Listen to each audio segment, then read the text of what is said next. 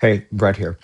So tonight on episode 9 of the Paradox Diaries, I've got a special effect. So I'm going to go ahead and get started, and then I'm going to talk through a few things and show a new feature of whatever this is. That's not necessarily a bad omen. You know what? It's over there, and I have no idea what's going to happen. So let's get started, and then I'll get into a story. Feet parallel, knees bent. By the way, it's spinning just fine over there. I might be mildly disappointed, but that's just going just fine. So tonight, as we start bouncing, I'm going to sort of open up my hip flexors a bit and get a little more floppy, just because I felt that feels pretty nice. Now, I'm being gentle here. Tonight, my HRV started at 24. Now, this heart rate variability, why am I obsessed about heart rate variability? I've said it, I think, most nights, but heart rate variability is a measure of how quickly your heart changes between heartbeats. That's important because our systems, our bodily systems, the vascular system, works in a way where it needs to be responsive to change. Like, for example, I just changed my load right there by stopping. Now I'm going to go back into this. So my vascular system needs to be able to respond to this. So that's one thing. And then another thing is it needs to be able to change in response. Well, I'm sorry, I've already said that. So heart rate variability is a measurement of how much variance there is between your heartbeats. So when you see a heart rate of 60, you might have one beat that's 0.9 seconds and another one that's 1.1, let's see, 0.9 and let's see, point, I can't do this while I'm bouncing, a tenth of a second versus, just under and just over. My brain is frazzled, and you'll see why in a second. I've been going at full steam, so this is going to be a long one. But in any case, the HRV is also a good measurement because it relates to things like skeletal health, vascular health, muscular health, physical and mental health, the whole body. And I think that there is a connection between this exercise right here and literally storing potential energy in your brain. Now, it's not proven at all, but there's enough connections in terms of scientific research that suggests it's legitimate. Now, here's the chain of reasoning. Okay, so step one, the thing I'm doing now actually is going to reset my nervous system and the rest of my systems. And I've talked about that enough, but it just does. This kind of random motion, this kind of noise is good for clearing the system, resetting the system. And I mean this in an actual sense. So even though I might be coming from an Eastern and a Western, I'm mixing it all. So I'm actually giving you more of a medical kind of perspective. So this is actually putting my body into a parasympathetic dominant mode, rest and digest. It's getting me out of breathing at my chest. It's going to maybe enable me to actually get into a more deep meditative state, calm down. And I find that actually if I do this before I do my deep flexibilities are like kicking my butt in a whole new way. So I mean, my body is confirming this. Also, I've found that extended, like over 10 minutes or more of this daily has a similar effect to sitting meditation for me. And actually more, because you're also getting health in your joints, et cetera. So I'm sorry, I don't need to spend time on that. But I've got a new feature. So my HRV was 24 because tonight while watching traders, I decided back up a little bit. I wanted to show a live stream of my HRV because I was curious what it would be. It started at 24 tonight, and I'm not sure. Last night it was 10 to 30, and then I woke up at 56, I think. And then tonight it started at 24. But I wrote an application, or rather, I had Cursor write an application that reads the chest monitor that I have on the Polar H10, and I'm naming the products just because that's what I'm using. I don't have any sponsorship. I don't have anything, so this is just what I do. And so I vibe coded an application, and I'm going to go ahead and show it right now. Here it is. Got it running on this computer, and this is showing right here. Right now, my HRV is 18, and my heart rate is 117. I'm a little wired. I have definitely been drinking a bunch of caffeine, so I'm hoping I'm going to be going for a while. We'll see what happens. Now, I'm nerding it up, and I'm going to go really nerdy. So I figure to stay fair and balanced, I've decided to bring up a Tibetan parable, just to sort of mix it up a little bit and also balance it out. So I'm just going to tap it a little bit. I like sound a lot. Of course, I bet you that just got filtered out by my headphones. So yeah, you probably didn't hear it, but it was pretty. But also, resonant frequencies are very good as another way to stimulate your nervous system. That's why, for example, singing is really good for your health, or can be. Chanting can be really good for your health. Uh, Saying Om repeatedly can be really good for your health. But also, I'll just say that if you're doing mantra style or repeated chanting kind of stuff, I don't know what the numbers are, but something 7-ish% of the population, you'll get anxiety. And so if you find yourself getting nervous, it's not for you. It's just, it stimulates your brain in a way that's not just for you. And that's the part of the Paradox Diaries is all about what are things that work for you. This is working for me, and that's why I'm doing it. And actually, I'm going to find out when. I can kind of see a reflection there. And so let's talk about this for a second. I wanted to just find an app. I couldn't find one. I've got something on my phone. I've got a great program, Elite HRV. That's what I'm actually using to measure my HRV. This is just for fun, but Elite HRV is the app that sort of inspired me. And now what I've done is I've written an app, or I've used a tool to write an app. And so here's what I did. I'm going to talk about models going into this. Now, I've been doing some kind of programming for a while. And in this particular case, here's what I wanted to do. As I'm sort of here just doing whatever I'm doing, I've got this thing, a chest strap on. It's right here. There's a couple of sensors, and it picks it up, and then it broadcasts via Bluetooth to the laptop right there. I normally read it on my phone. And most applications seem to be primarily for the phone these days. So that's why I couldn't find what I was looking for. And so the data starts streaming to the computer. There's an application that reads that data, and it reads it in a particular way. There's two pieces of data, and I think, okay, so here's the thing. I haven't even looked at the code. It's written in Python. I kind of know Python. I know I can look up the particular letters. It's like RMSS something. And then I think I don't. There's two pieces of data coming in, and then it's being analyzed. And there's some other formulas that come up with a number that's between 0 and something like 6.5. And then it turns out that Elite HRV has a formula that makes that 0 to 100. So I'm going through and making modifications, and actually I was running this next to Elite HRV, and it's pretty close. Now, it took about an hour and a half. I didn't do any of it. But the reason I was able to do it so quickly, one, I'm working with a pretty powerful tool. But two, so I'm going to go ahead and stretch my shoulders a little bit. I'll do eagle arms. I'm not going to do anything here. I'm just going to go through stretching and then bouncing. But anyway, the other thing is there are different ways you can write programs. And I don't remember which Paradox Diaries it was, but in one of the Paradox Diaries, I talked about the water pitcher thing. And in fact, one of the things I talked about was, water the plants more often, which I watered the plants today. And not only did I water them today, but I did sort of micro watering.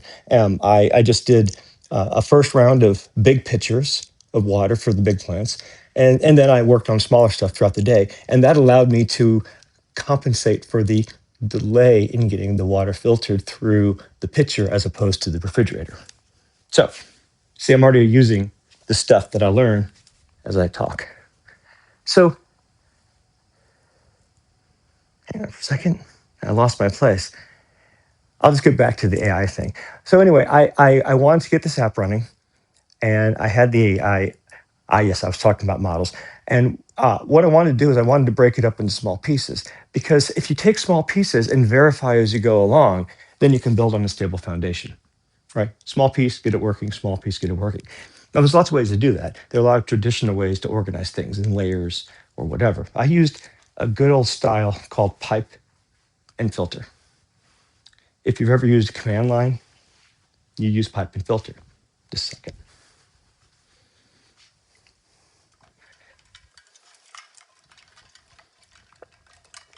So I talked about a stream of data coming off of here, and it's still going. Yeah, it's still going. It loses data every so often, but it's pretty good. So I've got a stream of data. So step one in the filter, it captures the raw data, and then it outputs in this format called JSON, just standard format. I've got a command line tool called JQ that if you do anything like this, you probably have it installed too. It's a great tool. I have no idea if it's using that tool. I'd use it. But anyway, that was the first thing, and that's the first obvious step. So you could just say, well, just go right to a user interface, and it's like here, right to that screen. And in fact, that was an option. But what I did was I worked with the tool, and I said, look, I want to do this in this style. I want to do it in a number of steps. And I said, well, the first step is I want to acquire the data. And then I want to translate the data into this format, HRV. And then I want to display it. Basically, I just said that somehow. And then I said, the next thing I wanted to do is I wanted to then be able to put it into a window. And then I want to serve up data that I can go give to OBS so I can actually put it into the video. So what I would have done then is I would have actually had an OBS camera recording. It was complicated. So I didn't start there. I first said, I want to do something like this. Here are the basic steps. Let's break it down. And I want to use a Python filter style. 1. 2, I want to take an approach called test-driven development. So there's one model, the overall structure. Here's another model, the approach. And what I'm going to do is I'm going to ask it to basically, we're going to pick up a plan of goals. And I want you to, right before you write the code to satisfy that goal, I want you to test it. And you're like, wait, test it? Yeah, test it. It's going to fail. And then you write the code to make the test pass. It's a style of programming. It feels backwards. But first of all, let's talk about models for a second. Software development, how old is it? The 50s? Right. Now, you can actually go further back, but it doesn't matter. It's not that old. So you can do whatever you want. But man, I've completely lost my train of thought. That's the problem, is my HRV. It's right now, I'm having trouble reading it. Oh, wow, it's really low. It's 18. I'm still pretty wired, but hopefully I'll calm down by the time I'm done shaking and stretching. So we're on models.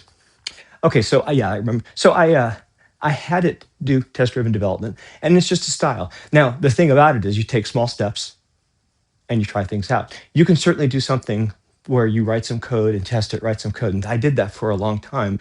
And that's called test infected. And that was last century. And I was test infected for a number of years. And that's a term from Martin Fowler. He's just, he's very well known in the field I work in.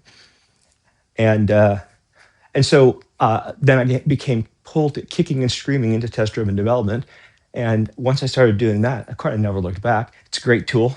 I don't always use it, but it's a great tool. And here's the thing. If you can get a small way to verify something, you can use a tool like Cursor to just bang out amazing things. So that's my experience. And if you have it work in small steps, it can really do quite well. Actually, this is an observation I've made for a while. If your intentions are clear, you can get good results. The tool is just how you happily manifest your clear intention. Everything I did here, I could have done. And were I younger, I have done it. When I was in college, I read the book, what's the butterfly effect? Chaos theory, right? And in that, it gives the Mandelbrot formula. And you've probably seen the Mandelbrot. If you haven't, you have, most likely. And so I, still in my early years of computer science, I wrote a program I think it was basic, it would have been basic, on, it was a leading edge, we used to call it bleeding edge with Herc is the green screen graphics, Herc graphics, and interlaced the lines were interlaced over 4 lines. I didn't know, I had to figure all that. I had to reverse engineer the address and so on. And so I actually wrote the whole program. It was really amazing. It was just, it took me, I don't know how long it took me, but it took a while to run the program and that filled the screen. And then I had the great idea to say, well, I've got an HP laser or HP Jet 1, inkjet 1. And so I wrote a program to then read the screen and print the program. It took a while, but and it took about 2 hours to print the page, from start to finish. But that sort of set me on a path because, man, that notion of fractals and that notion of strange attractors is something that really appeals to me. You can get stuck in a place, and then sometimes you need some energy to get out of here. And this practice is just that. It's a good way. In fact, I can already feel I'm starting to. Okay, so just like last night, when I came in here, I didn't feel tight, but I felt very awake, but I also couldn't tell where I was breathing, which tells me I was up here somewhere, and also probably breathing fairly shallow. Now I can feel that I'm breathing. I'm a little bit lower. And I also sort of can feel that I'm starting to relax. It's starting to work. Now I can't tell. Actually, let's find out. What's the HRV say? Nope, it hasn't changed. And my pulse is still 117. Well, we'll see. I might be wrong. So back to test-driven development and the thing. So model one, pipe and filter. And the idea here is you take some information, you put it into a stream of data. And so it's like, here's a reading, here's a reading, here's a reading. Next stage picks up reading, and it coalesces it and it organizes it in some way and does the calculations. So sum, and it puts it into a format that basically is, here's the HR at this point in time, and here's the HRV and other stuff sliding. And then that is then fed into another tool, which then turns it into a graph using a library that then renders the graph that you're seeing right there live. And initially, the graph was, I didn't like it. And it did use two different colors, but I had trouble reading it. And so once I figured out what it was doing, I asked it to make the colors for the heart rate and the heart rate line and the heart rate scale to match, and also with the HRV. And then I was like, well, I want to be able to see it. It's kind of hard to see, so I had the big numbers added. And then I just pushed it onto GitHub. It's public. If you want it, source code's out there. If you have one of these and you have a Macintosh, I suspect it would just start up. But this is 3 hours old.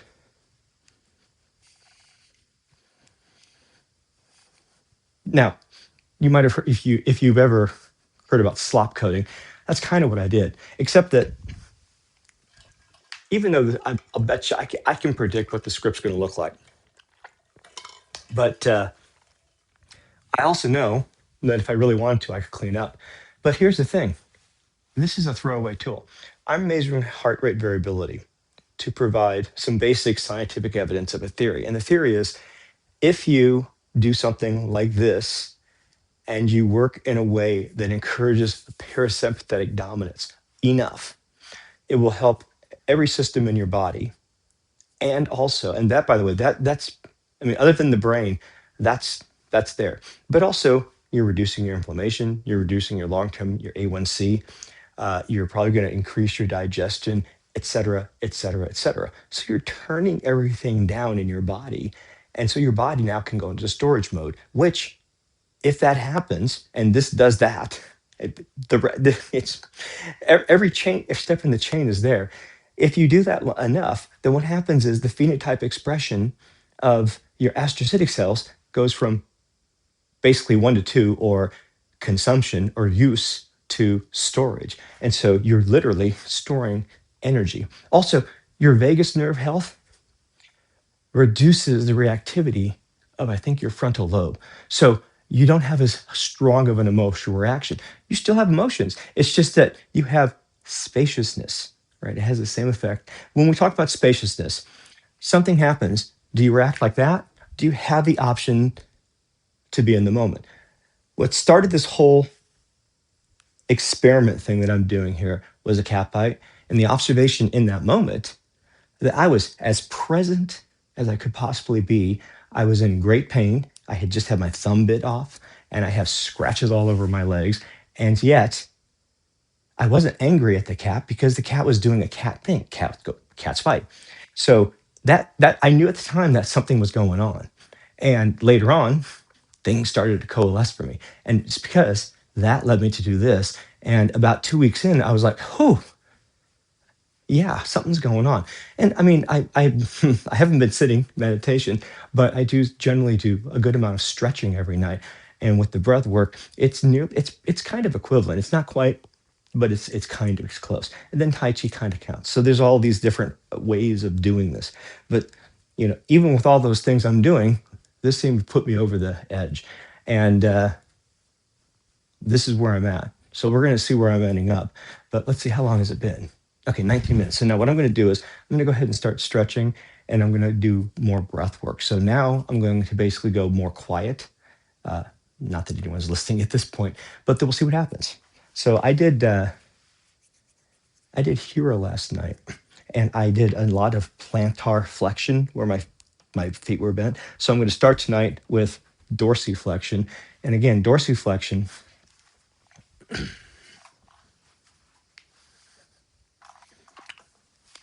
when I'm standing on the ground, you won't be able to see this. I really don't want to take off my sock, but I'm actually gripping with my toes, and that gives me stability. So this is going to give you balance. Also, it's going to make your ankles stronger. Before I started practicing Tai Chi, I would turn out my ankles all the time and it would hurt. Now I actually practice holding my ankle turned out and standing on it as a form of Qigong. In fact, here, I'll just do it since I've already started. So, monkey looks for its tail. I'm going to take, say, I'll start with the right foot, turn out 45 degrees. I'm going to step forward a little bit and in. Carefully, I'm going to turn on the outside edge of my foot. Now let's see, I always get this backwards. Is it this way? Yeah, I think it's this way. So I think you take the foot that's forward and put your hand behind your back, maybe up your spine. What I'm going to actually do is I'm going to go ahead and add into this shoulder pow, which is another stretch. And actually, am I going to go full? No, I'm not. Yes, I'm going to do it. I'm just going to go all in. I don't do this very often because this is an awkward combination. But I mean, I got the AI HRV live stuff. I might as well go full tilt. I mean, so I haven't got any plan, but I got the special effects. So it's kind of like Jurassic Park or other high special effect movies. So again, 45 degrees turned out. I'm going to basically use this loop to help me bring my hand up my shoulder. And I'm going to wait on the footwork for just a second because it takes me a second to do this.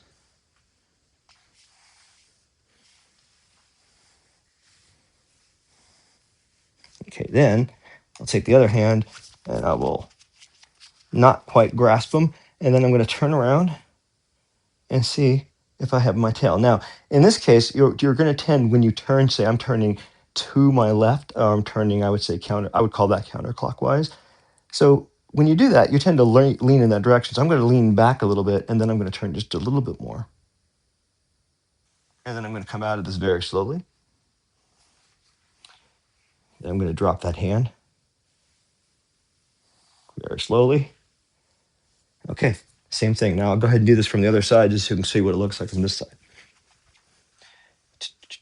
So the shoulder thing I'm doing is called shoulder pow, and my shoulders have been tight for years. I'm getting them loosened up. But when I started Tai Chi, I could not grasp my hands behind my back. So now left foot out 45 degrees, step forward on my right foot a little bit. There's a little bit of a gap there, just enough for stability. I'm turning out, and then I'm going to turn. And let's see if I have a tail.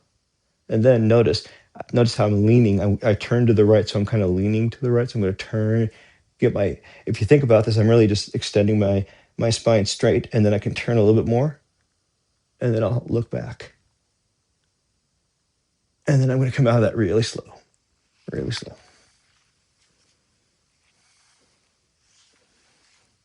Now, I fell off a train bridge in 1981. And so I've got some back damage and some neck damage. So I've been doing this very slowly for years. You don't start there, but a little plus a little, over time, your body gets to a new standard. All right, so a little at a time. Now that I've got twisted, I'm going to go ahead and, what was I originally going to do? Oh, yes, I'm going to do dorsiflexion now. So I'm going to go ahead and, since I just did that, I'm going to go ahead and do this full version of this pose. This is called pins and needles. So now I'm on my knees here. You might want to have some pads for your knees. I'm on a carpeted floor, so it's not so bad. I'm going to turn my toes under. If I couldn't get my bum to my heels, then I would actually use a pillow, but I'm going to go ahead and put my there we go. And now I'm in the bottom part of the pose. So I'm going to call this the pins. The reason I'm calling this pins is in the Tai Chi form, there's needles to the bottom of the C, and those are the fingers. So speaking of which, now, if you can get your hands behind your back, that's great. You might do something like this to open up your shoulders. You might do something like this. Maybe, and this is where I started. Actually, hey, kitty.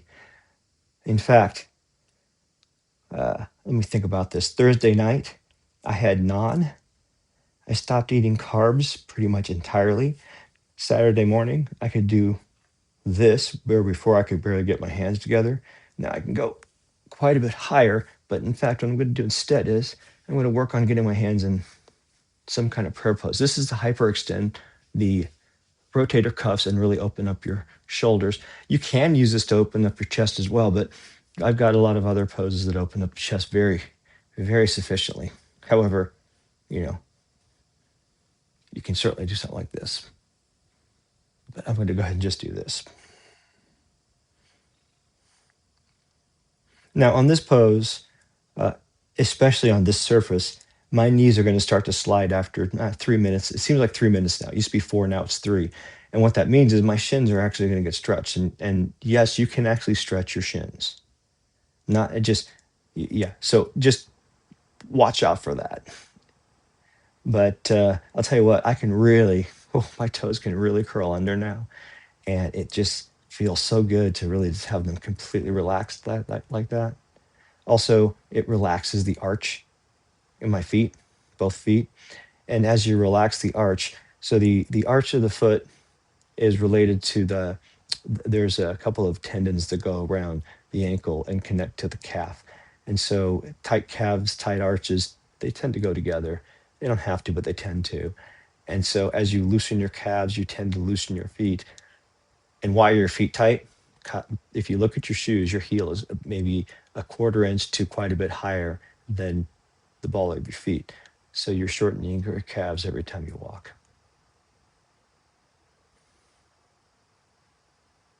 This will help reverse that. But if you haven't done it, you will curse. You will curse this pose. I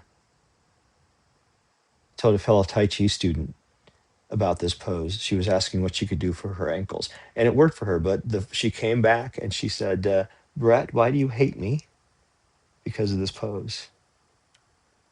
Now, I'm not keeping track of time, but my knees have already started sliding, so I'm going to guess that's 2:30 to 3 minutes in.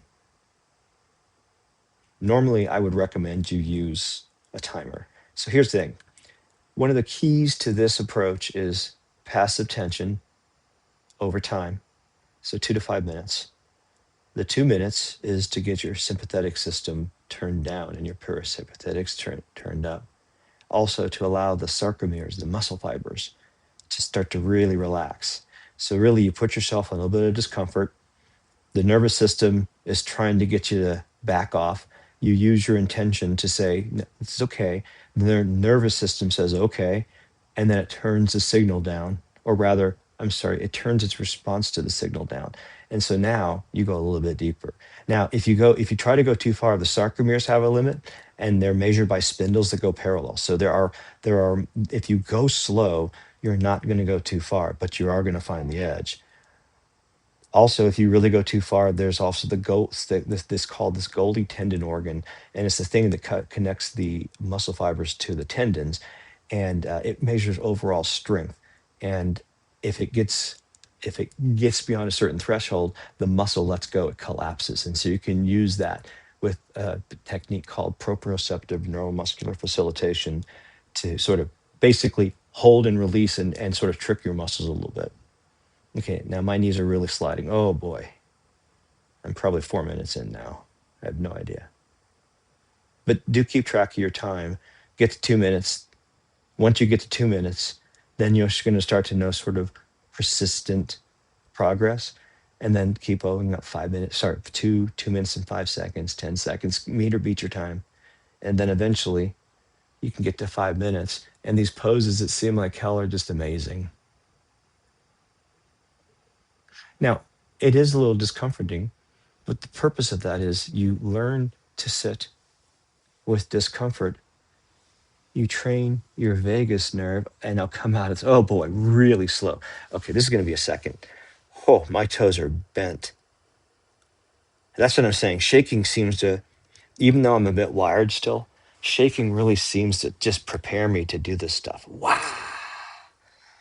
Okay, so I've got to lift my feet. Notice I'm not ready to let my toes go completely off yet. Okay, now. Oh. And then I'm going to turn them. Now I'm going to plantar flex, point them. I'm going to sit back slowly. The arches of my right foot, the arch of my right foot is sort of speaking to me. So slow, slow, slow. Slow is healing. Fast will reveal. So fast is revealing. Fast will tell you where you should have gone slow. But you know what? Slow and steady. This is not a race. This is not an event. And this actually, this right here, this is not an event. This is something you do. So this is just, and by the way, it doesn't have to be this. It doesn't matter what it is. You find your thing and do it. You need to take responsibility for your health. And this kind of stuff you can do at home. You can do for free for the most part. I mean, I've got inexpensive props. Doesn't take a lot. And it just takes, the only problem is this stuff works really well, but you have to do it. It won't do it itself. That's the only problem with this stuff. Same thing with meditation. I love meditation. I absolutely love it. And actually, it really works for me. Just basically mindfulness meditation, labeling things a thought. I love it. But I don't do it. I mean, I do it, but sometimes I love mantra meditation. It's great. It's helped me a lot. I don't do it. Tai Chi, I do. This I do. The shaking seems to really be something that's pretty easy to do. And about 10 minutes really seems to help. And you can do it anytime. You can do it. I do it. I'll at work, I'll just turn my camera off while I'm in a meeting and I'll do just a little bit of shaking. I can hear everything. In fact, if anything, it wakes me up or calms me down. So I'm more attentive. So there you go. It's a good general tool. It's not the only thing, but it's a good general tool. So now I've got ankles stretched. From here, for Tai Chi, since you work bottom up, I've just worked my feet.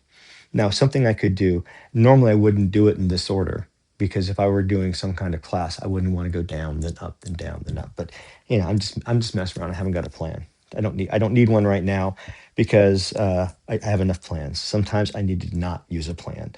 So what I'm going to do is I'm going to work up the chain. Now, the next thing would be something like the calves.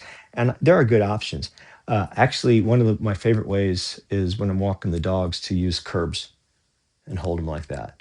But here I'm going to just sort of do a forward fold that I would normally do after neck isometrics, but I'm going to actually do this as a pose, as an actual stretching pose. So here we go. I'm going to have my feet. Actually, I'm going to go ahead and do it against the wall. This is a technique. You can use the wall to help you sort of stay balanced and also sort of stay honest. So I'm going to start, let's see, I'm going to use 1 foot length away. I think I wear it's like a size 9-ish or something like that for what that's worth. All right, so now, already I can tell that's too far away. I'm going to come back to right about there. Okay, I'm going to lean forward, bend my knees, bend my knees, bend my knees. Bend your knees as much as you want to. And I just fell forward. There we go. That's pretty good. So I'm barely touching the wall. So I find that if this seems to help me get the calves a little bit better when I use the wall. But I honestly, that sounds like, oh yeah, I'm going to use the wall. He was planning it. No, no, no. I just remembered this. I don't do the wall very often. And right now my calves are getting a really nice stretch. Now, I don't think it's a coincidence that I just stretched the heck out of my toes and my arch. So notice my calves are already warmed up. And so this is feeling really nice. Also, this is going nicely all the way up, right back here. So I'm going to guess, I don't know my anatomy yet very well. I'm working on it. So that's gluteus, not maximus. It wasn't minimus. Is there a middle one? Let's say gluteus middle one, I guess. Hello, Chesh. How you doing? Now, I would not advise you when you start this kind of long hold stretches to hang out with your pets. And the reason is if they move and you're deeply engaged, it can do damage. And I did rip the shoulder blade under the spine from a twist when he bumped into me. It was my fault.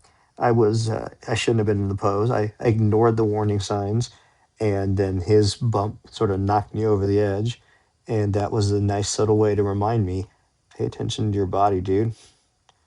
So if you've ever watched any of my videos, you'll see that I'll come out of poses. If it's not right, I get out of it. And I don't like to do reps, so I just reset the timer and do it again.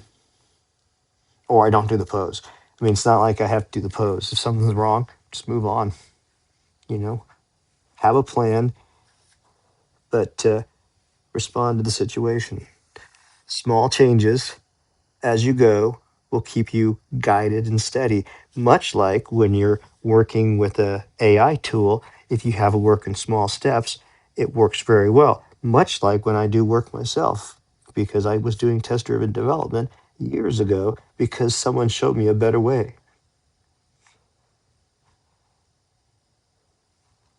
So one of the models that's there, and I think one of the most essential things, is feedback. So in this case, I'm working on internal feedback. Like, how am I relating to the floor? How's my body's alignment and gravity, proprioception? How are my muscles feeling? Are the muscle fibers loosening up? So interoception. And the act of doing that, contrary to popular belief, you build even into your 90s, you are still generally producing new neurons in the hippocampus, I believe, which has to do, I think, with, among other things, spatial reasoning. So going outside is really good for your brain, crazy as that sounds. Doing things, physical things, is really good. Proprioception, interoception. And here's some new news I just learned. Visualization stimulates the mirror neurons. So visualization practice engages and actually is effectively visual calisthenics.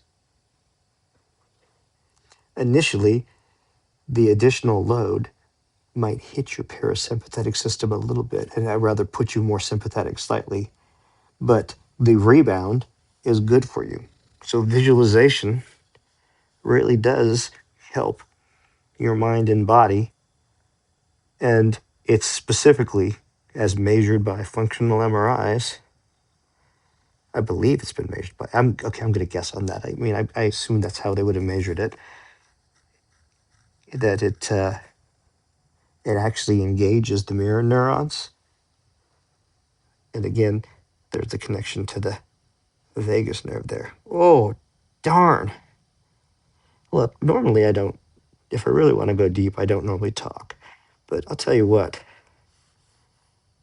I'm starting, even considering I just did the pose I did,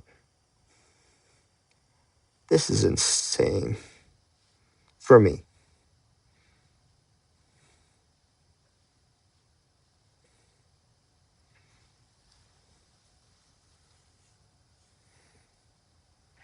So earlier I talked about passive tension over time, 2 to 5 minutes. Hips might go longer because there's so much more going on with in terms of tendons, ligaments, muscles, fascia, emotions, primal urge, possibly for instinctual protection of your reproductive organs.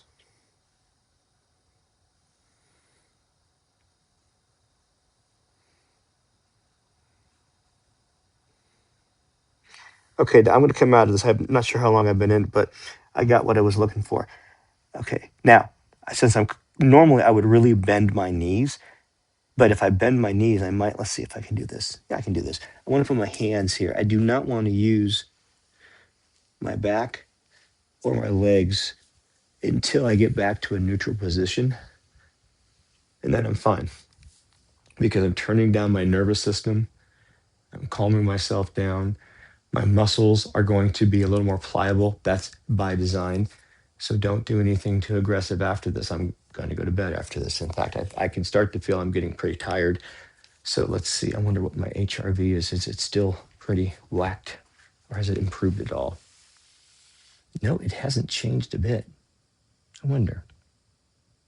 Is it even moving?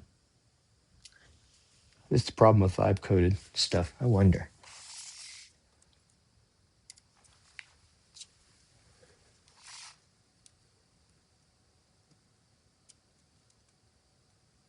No, looks like it's feeding data. Well, we'll see what happens.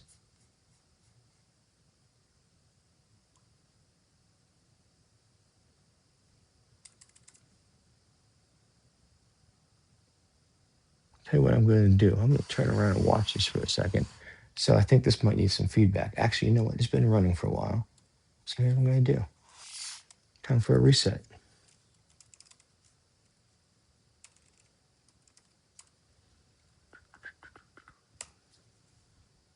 All right. Now, let's talk about this. So this interesting analog here. I took a class on digital signal processing, and I really didn't understand, but I got some cool stuff out of it. And one of them, if I recall correctly, it's possible to create an ideal low-pass filter, except you have to go back in time, or you have to have one look ahead based on digital signal processing stuff. And the reason I mention this is right now, I've started this application up. Step one, it has to connect. So it has connected. So I'm going to now go back to here, refresh this. Beautiful. So now I'm going to give you the running total here. So notice the app is now, it's connecting. And then once it connects, and it takes like 30 seconds, a minute, I had to set the timer. I had to work on it. So I tried it. I was actually sitting there as I was watching the TV. I would run the app, see if it worked, give it some feedback, run the app, see if it worked, give it feedback. And mostly I wasn't doing much. I was just sort of checking every so often. And then I found out that it takes a while for it to start collecting data. And then for the formula that it's using, it needs about 30 seconds of actual samples. So it might be 2 or 3 or 4 minutes before it comes back up. It may not come back up again. That's okay though. It's an experiment. And I've already gotten a lot of information out of it. And I'll be posting my actual final HRV. Let's see. I don't know where I'm going to do it. Let's see. I might do it here or there.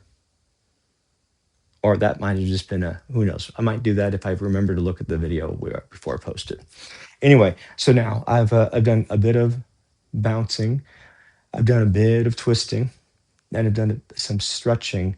And so I'm gone back here. Now, generally speaking, the more you stretch here, the more you can forward fold. Why are you tight back here? Do you sit all day? Notice I'm flexing, and so this is now short. If you sit all day, your muscles get short, right, Chesh? There we go. So that pose is good for if you sit all day. Now, another good one is opening up your chest, but I'm not going to do that one right now. What I want to do is last night I sort of did a little bit of actual side splits. Side splits is something I thought I could do in the 90s, but I couldn't. I was doing something called pancake, but side splits, I'll show this real quick. And I might actually do this. Sometimes I do, sometimes I don't. I have to be in the mood, and my legs are already pretty stretched in a good way. So this is going to maybe be mostly groin. We'll find out. I need some help to get in and out of this. This is enough. But one thing I'll say, this is a pose that if I last night I had to get out of it because after about 3 minutes, my legs, I can't use them. It doesn't hurt. They're just turned off. They're just not available. So maybe I can, for example, have this to fall back onto, and I'll get it all lined up. But it took me many trials and errors to get to the point where I could do that. So you're going to mess up, and I have messed up. Just be careful. So I'm going to start, first of all, I'm going to start on the side of my feet. I'm going to eventually turn on to my heels. It's just a different stretch. I might have picked a bad pair of jeans for this one. We'll find out. Now I'm going to slide a little bit, and I'm going to be slowly opening up my hips. I'm going to take a long time on this one. But right there, I'm going to stay here for just a second. I'm not in any hurry. And, Josh has to do his thing.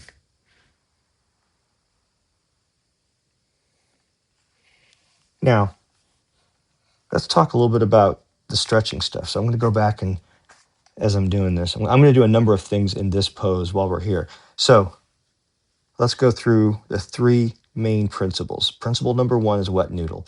Now, wet noodle, this is probably a bad example of the pose because I've got my arms locked out, but notice I've got them locked out. They are definitely locked. And the reason I've got them locked out is I'm using my bones mostly to hold me up here.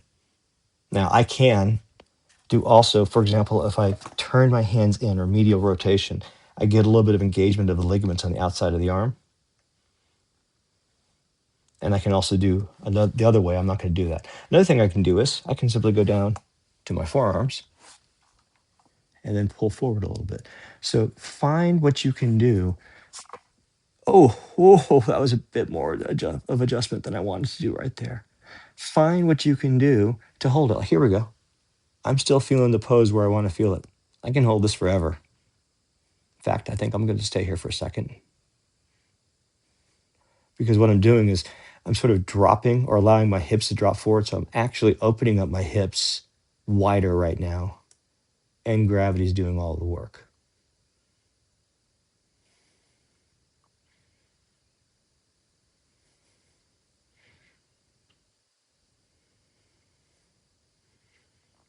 Okay, now I'm going to slowly move back. Get a little bit different relationship to gravity.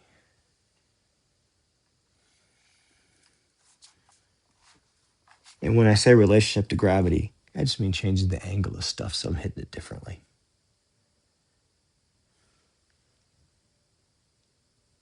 I see a white screen. Oh, ha ha ha. Okay, so here's what I'm going to do. I am going to come out of this pose, go back in, and I'm going to see if I can get my HRV thing running. Like I said, I don't normally like to do reps, but I'm going to unlock that.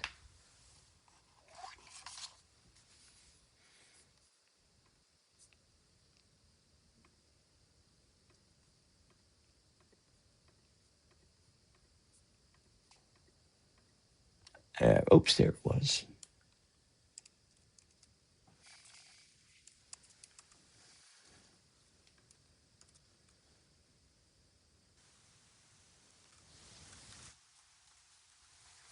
And that also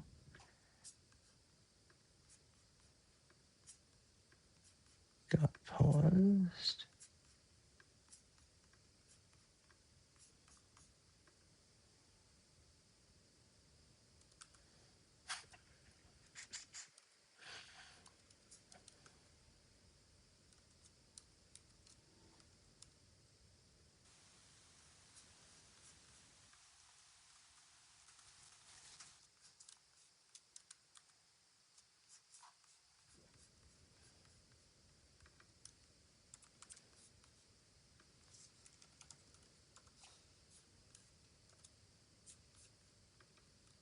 All right, well, we'll see if that picks up or not. Let's see, right about there and there. Yeah, you can't get this quality of video in post. There's just no way. It's just not possible. All right, now, so I've already gotten a little bit of opening up in my groin. So what I'm going to do now is I'm going to do the same thing, and I'm going to get to about where I was, and then I'm going to do a thing called PNF, proprioceptive neuromuscular facilitation. I talked about it earlier. I don't know what my HRV is, and I'll figure out the app, but I can tell that I'm definitely I'm winding down in a good way. So this is good. Now, a couple things. I'm using these are seat cushions, and these slide nicely on one side and stick on the other. Okay. So once again, locking out. I'm going to go to about where I was because I want to be close to where I was and then pull back a touch and then I'm going to compress and relax. Now I'm going to do this at sort of one end of a range. I'm going to do a quick compress. I'm going to just basically pull my legs together, just for, not too hard, just a little bit. This is kind of like an isometric, and I'm going to relax. Now I'm going to let this hold for a while because that worked out pretty nicely. This actually is taking some of the pressure off. I'm just sort of hanging out here on my rib cage. I would normally want a pillow on this thing, but they are elsewhere.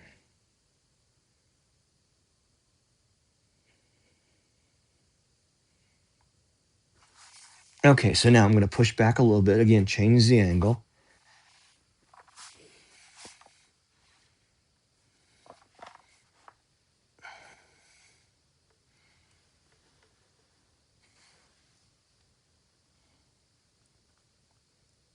Okay, that's pretty tight right there.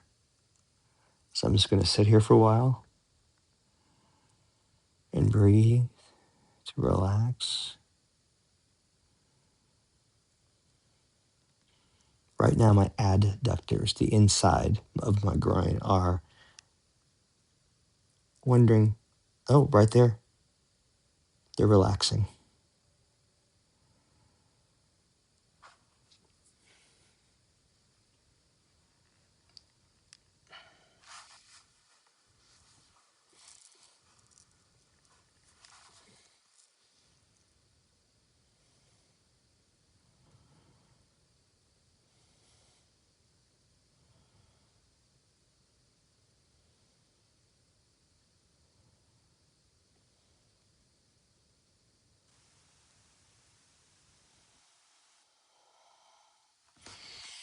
Okay, now I wonder,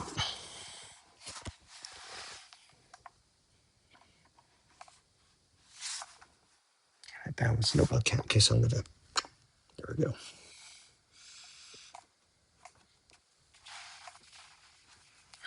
Okay, so now, after doing side splits for a while, I'm now going to go into what I would call pancake. It's related, and actually right now, I've still got a similar hold to side splits. Ooh, I'm just going to sit here for a second. Hi, Katie. I think I was talking about him earlier. So,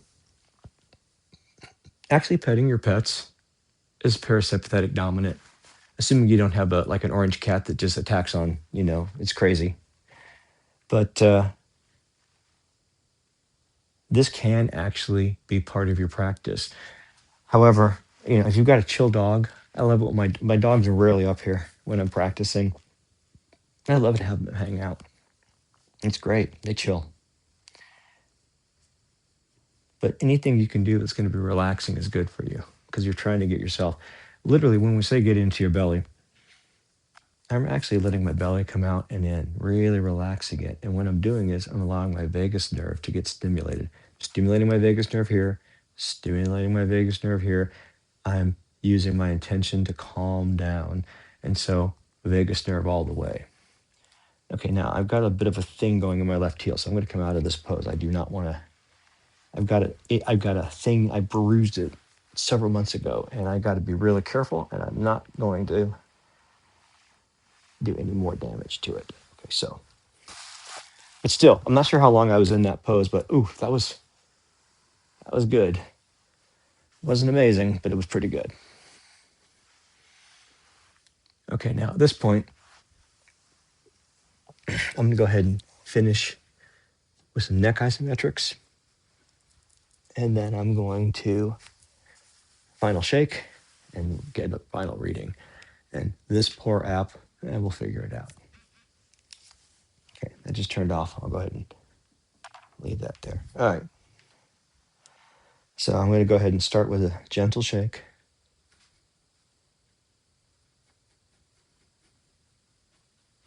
Definitely more gentle after stretching, very light. You can certainly do more, but just feel your body. Make sure you're not doing anything that, if you feel stabby pain, if you can point to it, be careful. All right, just lightly. Actually, okay, let's do I'm gonna do a gentle version of wild goose flaps or beats its wings. I'm gonna put my legs more like maybe double double wid.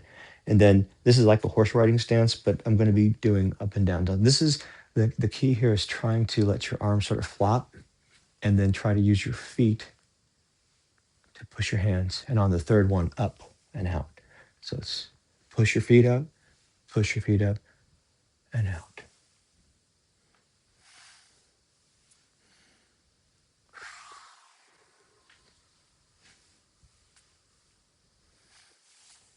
Now, eventually, if I really try to get my body to go in a wave, I sort of push my hip flexors out and I shake my body. So do you notice that I'm shaking?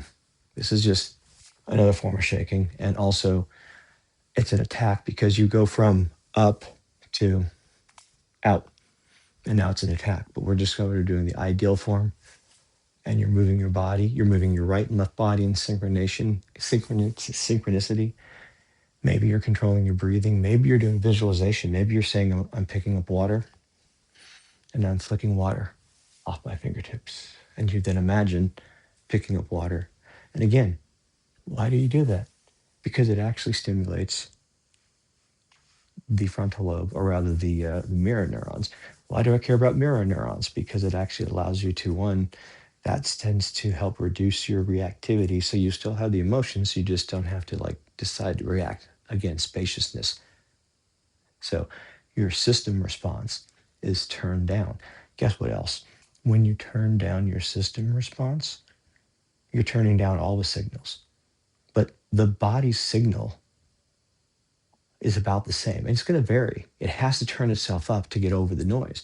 But once you turn down the noise, the relative signal to noise ratio allows you to feel things like, for example, when I said, oh, I can feel that muscle relaxing. That was not something I felt from the beginning. That was a while in. But you can start to feel, sometimes it's just sort of a gentle pressure release. Sometimes it's almost like fabric pulling apart, but you can feel it. And so you can notice it. And in the act of noticing it, you're allowing yourself to get closer to the edge. You're building up interoception skills. You're working on your brain. You're fixing your HRV. Do you see you've got a circular thing going on here? So a little bit of this, a little bit of stretching, and it's going to make your day, it's likely going to make your days go a lot better. In any case, I haven't been doing much here, so I'm going to go ahead and hit the kitty and then do some isometrics. And I'll just count this in my head now. So I'm going to go a little bit wider so as not to disturb chest here. Okay, ready, kitty? You ready? Okay. Feet parallel, knees bent. Relax the sacrum down. Now I'm going to start pushing the sacrum down. I'm going to push my fontanelle up. I'm going to medially or interiorly rotate, loosen here. I'm going to now push with my right hand. I could take off my glasses. Don't want to have these on my head. I'm going to push with my right hand and just try to relax my left side. And as I'm pushing my head up, I'm pushing my shoulders down and pushing my sacrum down and feeling pressure in my heels.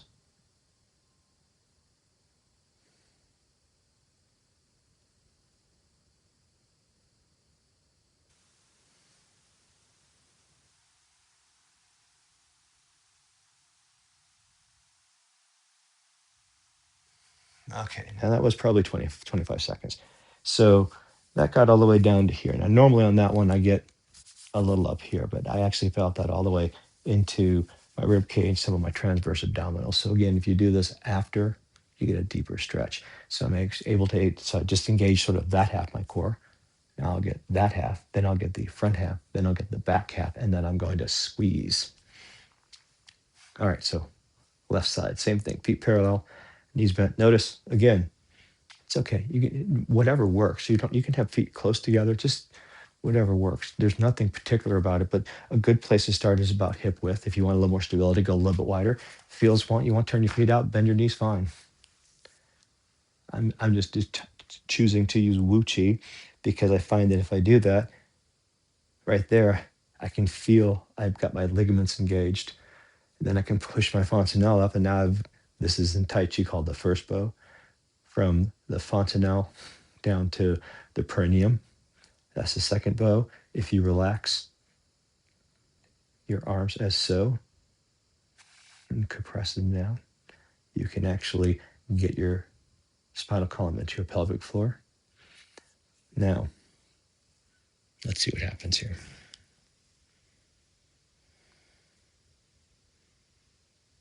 Shoulders down, hip flexors open, externally rotate thighs.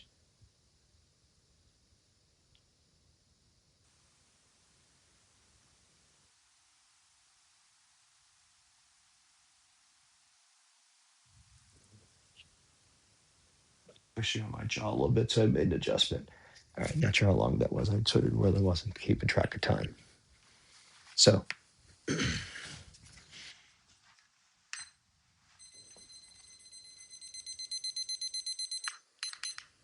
don't have to be perfect, but I don't want to be too asymmetrical. It's not good. Right, left, front, back symmetry is.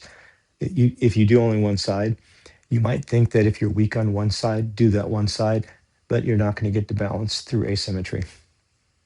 It just, I mean, in control theory, you want to take a smaller step so that you don't overshoot as much. And so you need a little more feedback. So you need to make smaller steps. The smaller step you take, the less error. And since we're talking about a learning thing, and I've already established from previous nights, literally you need to fail to start to learn. Because if you don't know, you don't know. You go from I don't know to I don't, to from I don't know, I don't know to I don't know. You go from complete non-awareness to you're aware that you're not aware.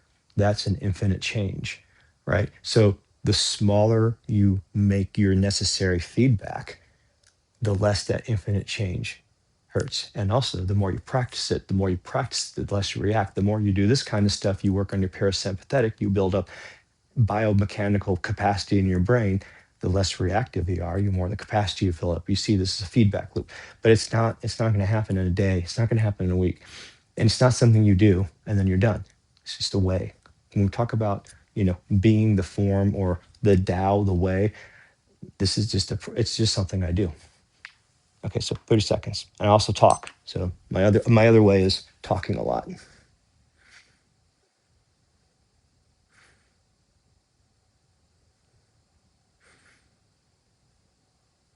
I've got all the way to my stomach, below, right, all the way to the belt line, where my belt is right now.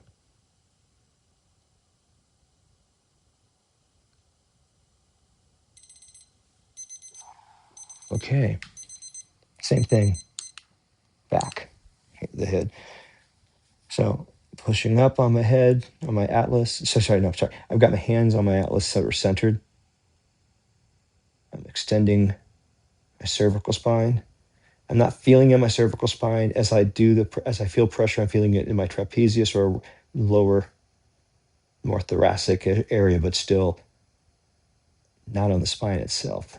You don't want to feel this on the joints. Oh, okay. And then the burner. Same thing, longer, just because it's good. This time I'm actually going to go hip width. My hands are over my fontanelle. The fontanelle is about the back third of the head. So if you use roughly the back third as a starting point, right there, I'm too far forward. There, that's good. I was getting a little bit of burning, very mild burning sensation. I was like, nope, I want my cervical spine to be very aligned, and you will feel it if it's not. Don't ignore that. Don't mess with your joints. This is one of the things that might be different from some other of these deep stretching practices. I am going to hit the ligaments accidentally, and I'm going to hit the tendons accidentally. I'm not trying to. They will come along for the ride. Here we go. So I will get to the splits eventually, I think, but it might take me 4 or 5 years. But I'm actually slowly restructuring my body gently. And so that's just something to do. Whew. pretty tired now. I can tell you I'm definitely not wired anymore. So since I just crushed my spine, I'm going to do this again, but I'm just doing this now as a reset. So I'm just doing some kind of forward fold, let my spine relax, let synovial fluid get back in there. So really, if you could do 5 minutes of this kind of stuff a day, 5 days a week, really, you will slowly over time start to do more. Or if you can find something you can do, anything you're doing that's a little bit better than what you were doing is a change. And if you can actually allow yourself to observe the fact that the smallest amount of change is better than nothing, that is, better is not good. Better is an improvement over where you were. That's it. If you can accept a general direction and find something you can do on a regular basis, something like this, then slowly over time, the course is up. At least that's my experience. And if you want proof, go to my blog. Look at the blog about change is inevitable. You'll see me in 2015 where I was Pillsbury Puff Boy, weighed 250 pounds. And I don't care about the weight. I was miserable. I felt terrible. It's not about how much you weigh at all. It really isn't. You can weigh a lot and still be flexible as heck and in really good shape. It's not about weight. It's about body. It's about having migraines twice a week and having headaches the other 5 days of the week. And I don't have those anymore. And it's because I've been slowly improving my body. So don't eat carbs very much. Look at your macros, worry about your micros, yada, yada, yada. And maybe next time will be a little more about emptiness or some other metaphysical thing. I'm tired. Good night.